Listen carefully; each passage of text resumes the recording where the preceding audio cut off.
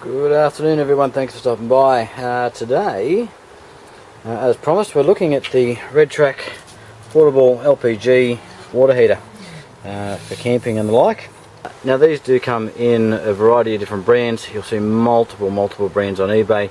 Probably the most recognisable one is going to be the Joker. Now they all do look very similar. They might come in a slight different colour, the knobs might be different.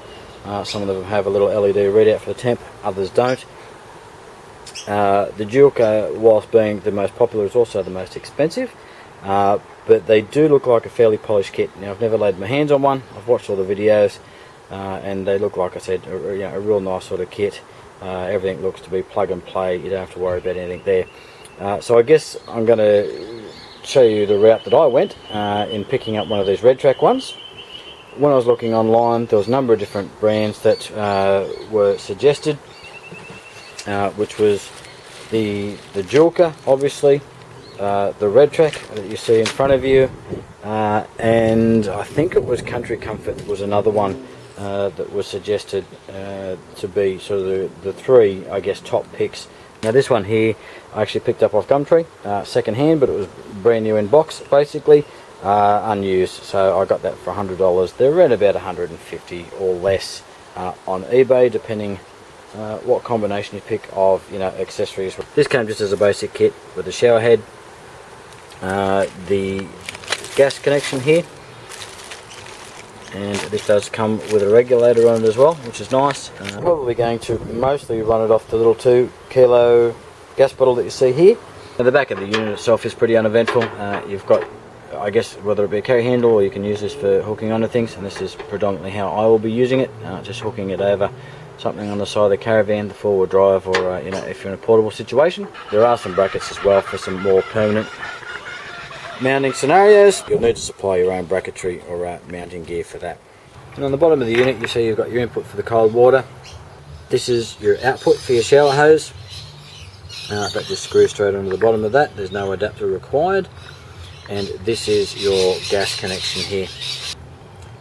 Now there is also an on-off switch here. The batteries themselves are actually a D size battery, and what I find a little bit interesting is that you'll see this is supposedly in the off position, according to that. If you actually turn it that way as to what I would interpret as being the on position, that's when your flap actually opens up. So I think they've kind of got that arse about. Plenty of warnings on it that suggest not using it inside. The one on the top definitely says that it's only for outdoor use. And just so you know, indoor use may cause death.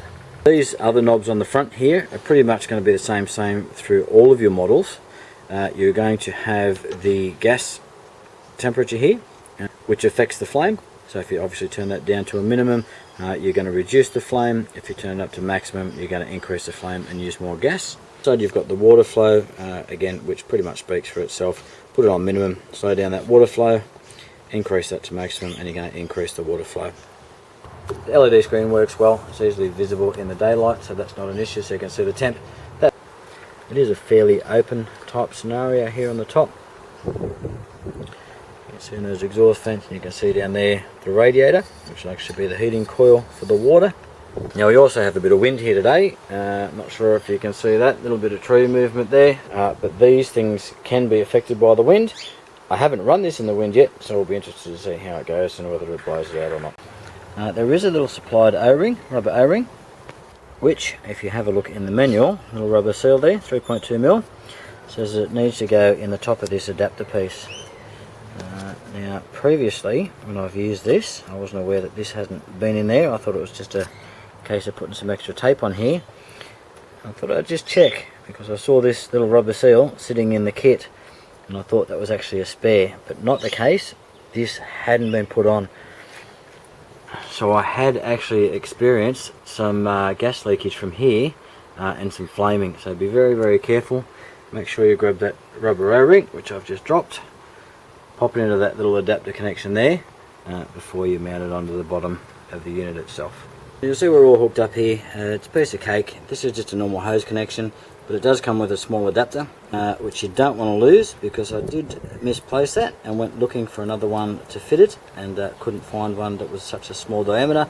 This is your connection for your hot water, which you connect your shower rose to, and obviously this is your gas input here. You're looking at these units, and as far as selecting one, make sure that you get one that's got an on-off, whether it be this kind or the ones that have the slide that goes backwards and forwards.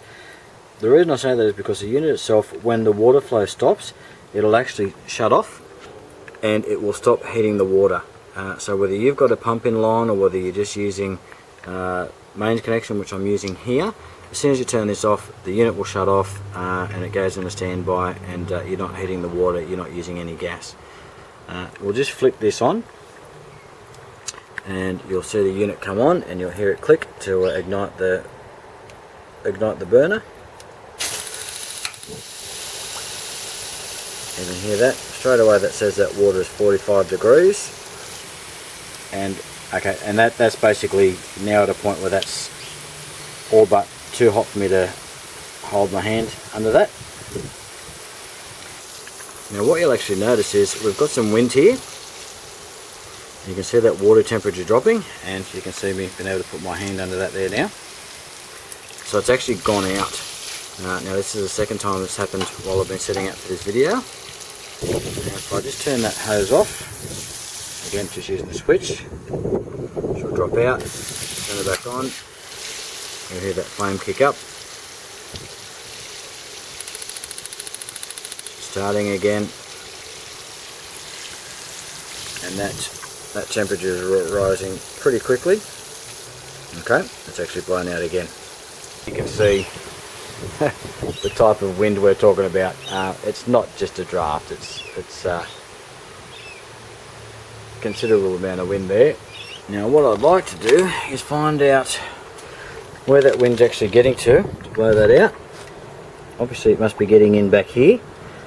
So we'll see whether we can just cover that up a little bit and see if we can protect that from blowing out, see if we can make any improvements here.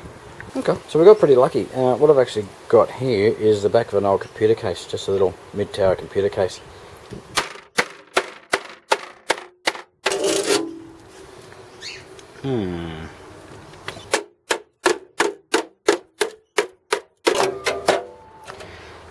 Not perfect, it should work.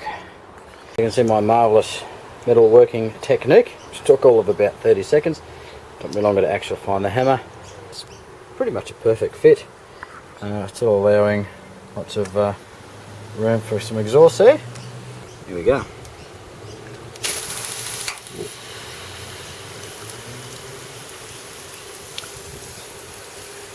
Okay, so I can feel that temperature rising. I've got a reasonably stiff breeze. That's coming up very, very quickly. And we're going again.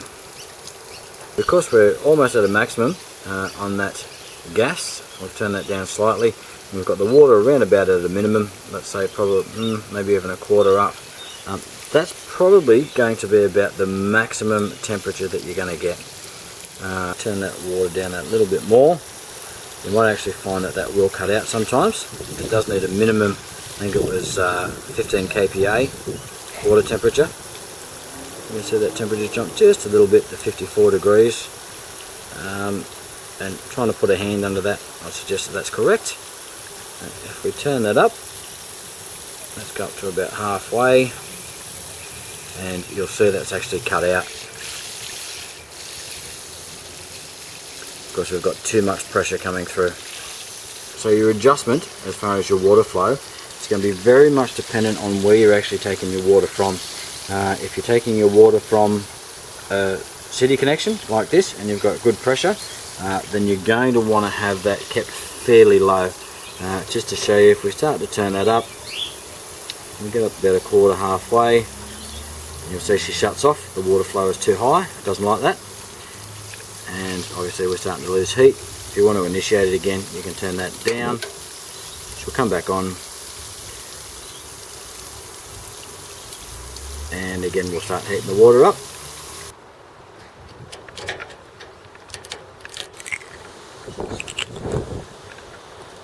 Okay, so as you just saw, we've just got into that water inlet valve, which goes into the tank itself, which supplies the cold water. And we've removed that little filter. And after a quick bit of testing off camera, I apologise, I just had a friend come over, so we did some testing while he was here. We'll turn that on. She fires up, and straight away that temperature is coming up, as you can see. A little bit more, and that's a pretty good shower temperature there, sort of 38-40 degrees. That's good, nice and hot. And what I found, since I've actually taken that little filter out, I can turn the water all the way up, and now it's not cutting out. And so we've got good water pressure there. You can see the distance we're getting from that. Because we've turned the water pressure up, we've dropped our temperature down.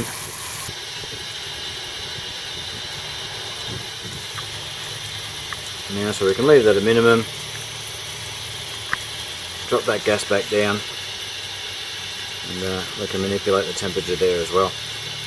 So I guess a quick learning here is that originally when I got this and I've been using it, I thought it was just the hose pressure that I was using that was giving me grief, and that I needed to make adjustments there to get the right temperature to allow me to use the knob to go from minimum to maximum. But as you saw earlier, when I was turning that pressure up all the way, it was actually cutting out, but now it's not. So that little screen that's in there was causing me issues, and I have seen that on other forums as well, as far as people having problems with that. So there you go. Okay, so let's wrap this up.